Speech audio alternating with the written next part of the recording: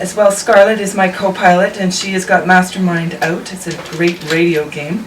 And I'm Molly Caron, mama and volunteer collaborator of this experiment that we call It Takes a Village, where we parent on the air.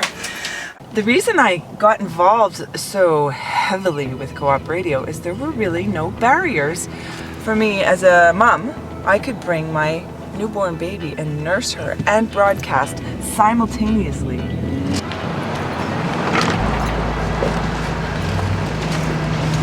Hi! What's the playlist? I'm going to do something. Yes, it does, Rafi. It takes a village. It also takes a few poets, some directors, some performers, and a whole bunch of creative, resourceful thinking. And let's get our guest comfortable. We'll be right back. Oh, did you really? And I loved it. I took 2 5-year-olds, and they loved it. They were standing up in the front row. Oh, Scarlett, this is our guest. Am I here? Yeah, this is your voice. If you haven't heard enough of your voice already, I don't know. put the earphones on.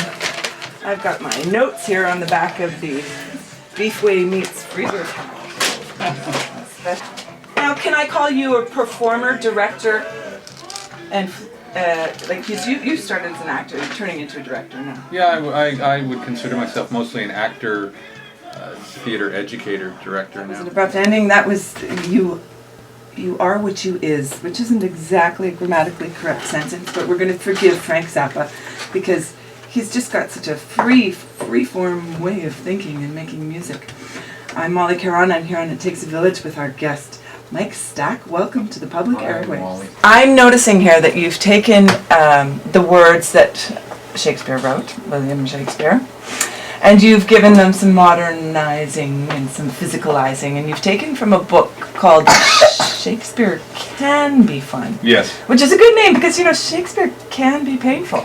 And you're putting that all together and adding some hormones. Yes. Excuse me for a minute while I parrot. That's okay. Scarlett, those keys are too loud for the radio. Please, okay. We're hearing some Moto Co-op car keys in the background with the other keys that are collected. This is live parentation. And I was talking about this with various young people and the parents that when I'm immersed in Shakespeare or poetry or anything like that, I'm a much better communicator. I'm a much more effective communicator. I have a larger vocabulary to access when I'm readily involved in that. It's the closest to our cadence in the English language, that's why so many writers choose to use it. And even hip-hop. Oh yeah. So let's go way back to First Folio for a minute, shall we? Sure. Quotes from the Shakespearean Rhapsody where you've taken a classic line and, Yes. said more than, and put in a modern feeling. When I say, he's talking to us and he says, when I see her, my whole body quakes, but soft what light through yonder window breaks. Just to get something from today as he's talking to us, inviting us in, and then take it back into the Shakespeare. And it's interesting how the two, I believe anyway, can meld together. If you don't give me Shakespeare till I'm in grade 10, I don't care about it. If I haven't had a real exposure to poetry and storytelling in a positive way before that time, I'm not suddenly going to leap on board late in high school. Is there anything that you kind of skim over because you don't want to get into like Macbeth with the 10-year-olds, or do you go into those dark places? Oh, I mean, we don't have Macbeth in Shakespearean Rhapsody, but No. I did it recently, and we went into some very dark places. It's about blood and mystery and witchcraft. What's not to like, no matter what age you are. Yeah. The March run of the play, and this year it's Shakespearean Rhapsody that Carousel does, goes right through the spring break. Yeah. So it's the perfect opportunity for a family to get together and go see, right? We're going to take a break. I'm speaking with Mike Stack, who is the writer, creator, the architect, perhaps? The writer. The writer. Adapter, maybe? Yes, the DJ of the words of Shakespeare himself. Mashing them up and bringing them to a stage that at Waterfront. Listening to It Takes a Village on Vancouver Co-op Radio, CFRO 100.5 FM. I'm Molly Caron. Yeah, a little bit, somewhat secretively sometimes, but yeah. So you've done all these angles on Shakespeare. You've performed it. you've taught it and directed it.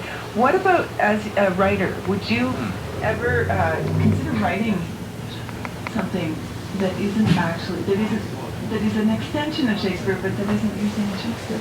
I told people I got this book, and they're like, "Oh yeah, that book, of course." Writing Down the bone. Yeah, that was a little concern when Carol, said these are the 3 stories I would like in Shakespearean Rhapsody, and one of them was Romeo and Juliet.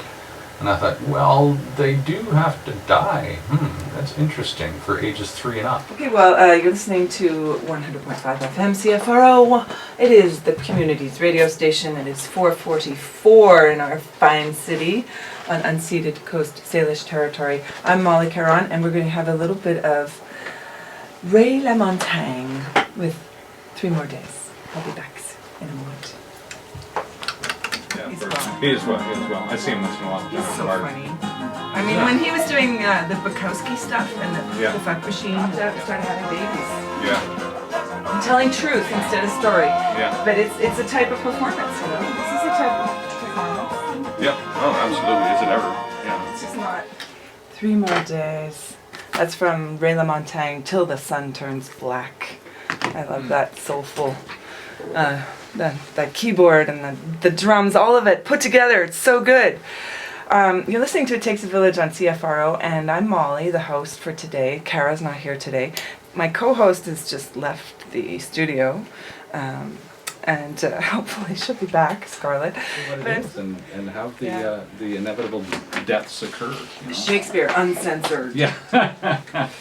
So I read the great article in the Georgia Strait where they're talking about rats actors now. Yeah, there are some. Do you give them any kind of sobering advice about the life of an actor? No, I don't really give advice, and I would never give sobering advice because I don't think it's my place. I think the best thing I can do or anyone else can do is encourage anyone in their passions.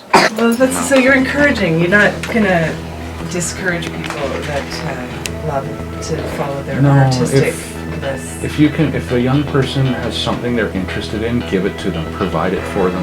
Then that gives them something positive to connect with, and other learning and other things will follow. Good things can only follow if you give people positive things to connect.